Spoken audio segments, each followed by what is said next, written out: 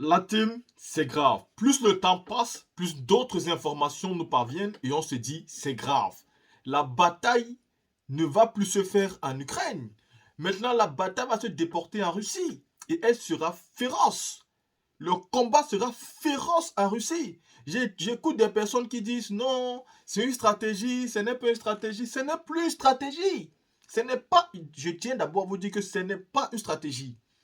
Quand vous écoutez M. Prigojine, vous comprenez qu'il est en colère depuis. Quel est le problème de Prigojine? Je vais vous expliquer ça. Prigojine estime que Wagner aurait conquis l'Ukraine depuis longtemps. C'est le premier problème de Prigojine. Prigojine estime que Wagner aurait conquis l'Ukraine depuis longtemps. Et que si aujourd'hui Wagner n'a pas pu conquérir toute l'Ukraine, c'est-à-dire conquérir Kiev, c'est parce que le ministre de la Défense, qui est proche de Vladimir Poutine, est un traître. Prigojine estime que le ministre de la Défense fonctionne avec l'Occident et que c'est lui qui a refusé d'envoyer aux hommes de Wagner les armes pour que les hommes de Wagner puissent entrer directement dans Kiev et destituer M. Zelensky. Et depuis ce moment-là où il a crié, il a demandé les armes, des personnes ont cru que c'était une stratégie, ce n'était pas une stratégie. Et qu'à côté de ça, il y a encore eu plusieurs tentatives de l'assassinat de sa personne et qu'il ne peut plus accepter. Mais la goutte d'eau qui a débordé le vase, c'est plusieurs missiles qui ont été lancés sous ses troupes. Il a vu ses hommes mourir. Je tiens à rappeler ici que pour ceux qui ne savent pas, pour atteindre l'objectif que M. Prigojine a atteint en Ukraine, il a fallu que 20 000 soldats du groupe Wagner meurent. Écoutez très bien, 20 000 soldats du groupe Wagner sont morts, M. Prigojine l'a confirmé. Et c'était ça qu'il fallait sacrifier pour pouvoir atteindre l'objectif. Et aujourd'hui, il se dit donc qu'il est inadmissible de continuer à fonctionner de cette façon-là si le ministre de la Défense continue à travailler. Il se dit aujourd'hui que le président Vladimir Poutine est en train de faire confiance à une personne qui lui pique le couteau dans le dos. Mais seulement, Poutine a pris la parole et Poutine a dit à Prigojine de laisser ça tomber et de regagner la maison. Poutine a demandé à tous les soldats Wagner de déposer les armes et M. Prigojine a répondu à Poutine qu'il ne le fera pas. Et là, c'est très grave. Parce qu'il a répondu non, président de la République, de la République fédérale de Russie. Et je tiens à vous rappeler que Prigojine, c'est l'ancien cuisinier de Vladimir Poutine. Et l'ancien cuisinier qui veut faire du mal aujourd'hui à son bienfaiteur. Imaginez-vous un seul instant comment ce genre de confrontation va se passer. Elle sera féroce. Parce que la rage de Vladimir Poutine que je t'ai fait, c'est toi qui veux me déstabiliser. Et la rage de Prigojine qui dit que Poutine est aujourd'hui assis sur sa table avec des traîtres, des personnes qui travaillent avec l'Occident. Parce que Prigojine a dit plusieurs fois que ceux qui sont avec Poutine sont assis dans les bureaux climatisés. Ils donnent des ordres et ils reçoivent l'argent de l'Occident. Ils refusent d'envoyer les armes aux gens de Wagner. Alors que si les gens de Wagner avaient eu les armes quand il fallait, ils devaient conquérir l'Ukraine depuis fort longtemps. Et je tiens à vous dire, la team, pour ceux qui ne connaissent pas, que l'objectif de Prigojine, c'était quoi? C'était d'entrer en Russie, en Ukraine, conquérir l'Ukraine et devenir le nouveau homme fort de l'Ukraine. Prigojine avait même demandé à M. Zelensky d'aller aux élections avec lui.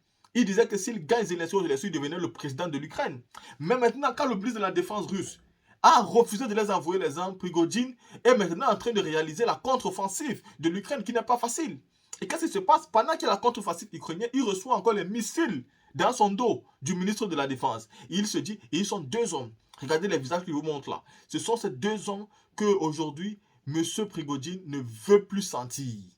Sur ce point-là, je me pose la question de savoir, est-ce que ce ministre de la Défense est véritablement un traître? S'il n'est pas un traître, pourquoi il lançait des missiles à M. Prigojine? La situation est grave parce qu'aujourd'hui, Prigojine est déjà arrivé en Russie. Il est dans des grandes villes. Et je tiens à vous donner cette confidence, M. Prigojine a déjà pu récupérer plusieurs bases militaires russes. C'est grave ce qui se passe. C'est grave ce qui se passe. On ne peut pas prendre ça à la légère. Au point où les militaires tchétchènes, le président tchétchène a décidé d'envoyer des militaires à Moscou pour renforcer le gouvernement russe. C'est très dangereux. Mais on peut vous rassurer, rien ne va arriver à Vladimir Poutine. Ici, le problème qui se pose, c'est entre Prigojine et le ministre de la Défense et le ministre de la Défense et le vice-ministre de la Défense. Les deux sont considérés par Prigojine comme des traîtres, c'est-à-dire des personnes qui travaillent pour l'intérêt de l'Occident et des États-Unis d'Amérique. Et Prigojine dit qu'il est, c'est-à-dire il est indispensable de les arrêter. Parce que si on ne les arrête pas, Poutine sera surpris de ce qui va l'arriver. Donc il faut qu'on l'arrête impérativement. Mais Poutine, lui, il est sûr et certain et il sait très bien ce qu'il est en train de faire. Aujourd'hui, la seule chose qui est sûre et certaine, c'est que le combat sera féroce. La team, écoutez cette différente vidéo. Evgeny Prigojine, entouré de ses hommes. Le chef de la milice Wagner s'affiche dans les rues de Rostov, leur nouvelle base. Des mercenaires, des chars déployés dans les rues, une démonstration de force. Devant des habitants médusés qui se réveillent au milieu des véhicules de guerre. Yevgeny Prigojine dit avoir derrière lui 25 000 soldats. En quelques heures, il est devenu l'homme le plus dangereux pour Vladimir Poutine et le pouvoir. Nous sommes au QG, il est 7h30 du matin. Les sites militaires de Rostov sont sous contrôle, y compris l'aérodrome. Le chef du groupe Wagner se dit prêt à mourir. Il accuse l'armée régulière d'avoir bombardé plusieurs de ses camps militaires. Et d'après lui, le ministre de la Défense russe, Sergueï Shoigu, a ordonné ces frappes. Il y a 3 ou 4 fois plus de soldats tués que ce qui est indiqué dans les documents destinés aux dirigeants. Nous perdons chaque jour jusqu'à 1000 hommes. Des déclarations de Yevgeny Prigojine prises très au sérieux par l'armée russe. À Moscou, la sécurité est renforcée autour du Kremlin. Les généraux dénoncent une rébellion. C'est un coup de poignard dans le dos du pays et du président. Seul le président a le droit de nommer la direction des forces armées et vous essayez d'empiéter sur son pouvoir. C'est un coup d'État. Vladimir Poutine accuse le patron de Wagner d'avoir trahi la Russie. Le parquet général russe a ouvert une enquête contre Yevgeny Prigojine pour mutinerie armée. Après des mois de tension, le patron du groupe paramilitaire Wagner diffuse cette vidéo sur Telegram ce matin. Nous sommes au QG. Les sites militaires de Rostov sont sous contrôle, y compris l'aérodrome militaire. Sur place, les troupes de Wagner sont partout. Le lieu n'a pas été choisi au hasard. Situé au sud de la Russie, c'est de Rostov que sont coordonnées les opérations militaires en Ukraine. Car depuis plusieurs mois, Prigojine fustige la gestion de la guerre en Ukraine par les hauts gradés russes. Face à cette rébellion, le Kremlin dénonce une trahison et un coup de poignard dans le dos. Prigojine, lui, s'en défend. Concernant la trahison de la patrie, le président se trompe profondément. Nous sommes les patriotes. Et ceux qui s'opposent à nous aujourd'hui sont ceux qui se rallient aux bâtards. Les bâtards ciblés par Prigojine, Valery Gerasimov, chef de l'état-major, et Sergueï Shoigu, ministre de la Défense. Dans cette vidéo postée par Wagner, il exhorte le vice-ministre de la Défense Yunus Bek Yevkourov à gauche et le lieutenant-général Vladimir Alexeyev à droite à lui livrer les deux hommes. Nous sommes ici pour capturer le chef d'état-major, Gerasimov, et Shoigu. Tant qu'ils ne seront pas là, nous resterons ici. Nous bloquerons la ville de Rostov et nous irons marcher sur Moscou. Je vous demande de retirer vos gars. Non, pas question. Les gars restent ici. Selon le maire de Rostov, 2 déflagrations ont provoqué un mouvement de panique et des soldats de l'armée régulière ainsi que des Tchétchènes seraient en route vers la ville. On vient d'entendre une grosse détonation du QG. Une colonne Wagner a également été signalée dans la région de Lipetsk, à 450 km de Moscou. Prigojine décrit son action comme une marche pour la justice et non un coup d'État. Mais dans la capitale, les lieux de pouvoir se barricadent et le président russe Vladimir Poutine jure de lui infliger une punition inévitable. Qui cherchait à fuir. Là, le paradoxe, c'est que il fuit pourquoi? C'est-à-dire, est-ce que c'est pour aller dans la zone contrôlée en quelque sorte par l'État russe, parce qu'ils sont en Russie. En fait, il n'y a pas les Ukrainiens aujourd'hui ne cherchent pas à taper à Rostov. Hein, ils sont en sécurité. Mais c'est assez curieux de voir cette espèce de panique qui est en train de se créer. Et ce qui va être extrêmement intéressant à observer, ça va être justement comment les opinions publiques russes vont-elles réagir?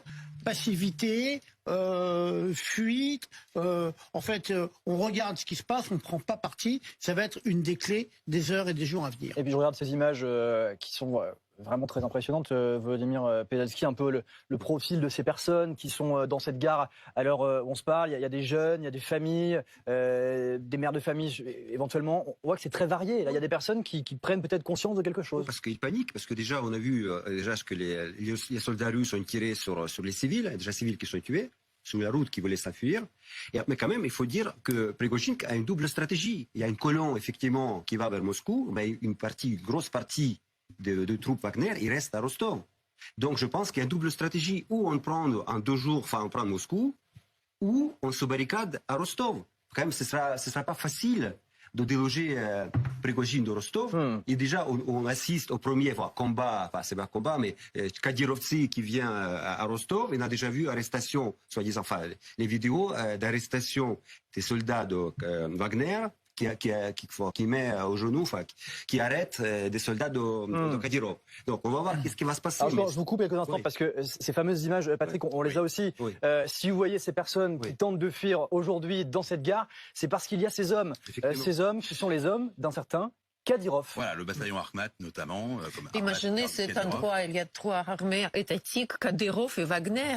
Oui, non, parce que Kadyrov, il roule d'abord pour Kadyrov en fait. Il roule pour lui. Voilà, c'est une milice étatique, si vous voulez.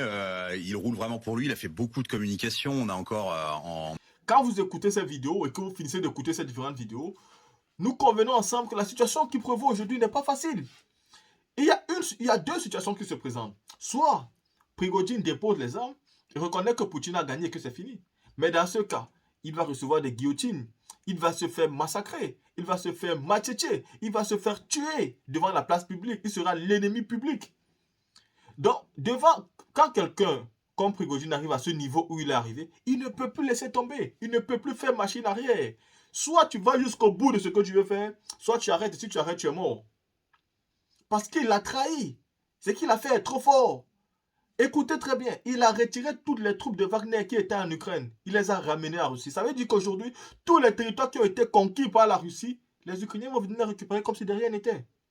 Ils vont venir récupérer ça sans même combattre. Et vous allez voir dans les vidéos, vous avez vu dans les vidéos aussi que les Russes sont en train de fuir déjà leur pays. Ça, imaginez à quelle faute, à combien, c'est-à-dire c'est dangereux. Pour nous qui avons espoir d'un nouveau monde, pour nous qui avons espoir, c'est-à-dire tous les Africains qui ont espoir. Écoutez, aujourd'hui, si Vladimir Poutine tombe, c'est l'espoir de beaucoup d'Africains aussi qui sera en danger. Parce que Poutine, il ne nous donnait pas, c'est-à-dire il ne faisait pas nos États des États développés du jour au lendemain, mais nous avions de l'espoir avec Vladimir Poutine. Nous avons de l'espoir. Nous espérons quelque chose possible avec Vladimir Poutine. Il est indispensable aujourd'hui pour le monde entier, pour la sécurité du monde, pour la paix mondiale, pour l'équilibre des forces, que Vladimir Poutine s'en sorte. J'espère qu'il va gagner Prigojine. Même si d'un autre côté, je commence à me poser la question, le ministre de la Défense et vice-ministre de la Défense ont quoi à cacher? Parce que si Prigojine est autant en colère, lui, ancien cuisinier de Vladimir Poutine, qui est prêt même à mourir pour Vladimir Poutine, si aujourd'hui, il dit qu'il est prêt à mourir si les ministres là sont encore côté de Vladimir Poutine, il y a quelque chose à cacher. Qu'est-ce qu'ils ont à cacher, ces ministres-là? Qu'est-ce que le ministre de la Défense russe a à cacher, le vice-ministre de la Défense russe? C'est-à-dire, pourquoi Poutine ne les retire pas? La réalité, c'est quoi? C'est que Poutine ne peut pas les retirer n'importe comment. Je vous ai informé aujourd'hui. Poutine ne peut pas retirer les ministres de la Défense n'importe comment. Ce sont les ministres de la Défense. Ils ont une puissance. Vous savez, quand tu es président de la République, tu ne peux pas t'en prendre n'importe comment au ministre de la Défense. Parce que tu l'as confié la défense du pays. Et ce qu'il en a fait de ça, tu ne peux pas venir du jour au lendemain et dire tu quittes, il quitte. Il est capable de te déstabiliser. C'est pourquoi vous voyez qu'Alassane Draman Ouattara a pris son frère, Teni Ibrahim, il l'a mis là-bas. Comme ça, c'est fini, il va gérer le pays. Mais si c'est Ahmed Bakayoko est mort pourquoi? Nous ne savons pas pourquoi, mais Ahmed Bakayoko est mort pourquoi? C'est lui qui était le ministre de la Défense. Et donc, il pouvait faire n'importe quoi à Alassane Ouattara. Il pouvait faire n'importe quoi. Donc la meilleure solution, c'était de finir avec lui et de mettre une personne de confiance. C'est très grave ce qui se passe aujourd'hui en Russie. Et il est important que nous croisons les doigts, que cela se passe, c'est-à-dire se termine rapidement. Mais il faut que le président Vladimir Poutine, bon, nous savons que lui qui est un ancien KGB, lui qui a tous les services de renseignement, je pense qu'il sait très bien ce qu'il fait. Mais je dis aussi, si Prigojine insiste sur le fait que les ministres sont des traîtres, au point où il ramène toutes ses troupes en Russie, ça veut dire qu'il sait aussi ce qu'il fait. Vous savez, vous ne pouvez pas aller vous engager dans un combat si vous ne savez pas et vous n'avez pas mesuré vos forces. Si Prigojine retourne en Russie, c'est qu'il sait très bien sur quoi il compte. Il sait très bien sur quoi il compte. Et si le président Vladimir Poutine met toute la Russie en alerte, c'est parce qu'il sait aussi le pouvoir qu'il a confié à M. Prigojine. Ou alors, il y a quelque chose qu'on ne nous dit pas. Qu'est-ce qu'il se passe réellement? La team, restez connectés pour les informations à venir, parce que le monde aujourd'hui arrête son souffle. Le monde attrape son souffle et nous attendons tous d'avoir l'information qu'il faut. Restez donc connectés pour les futures informations.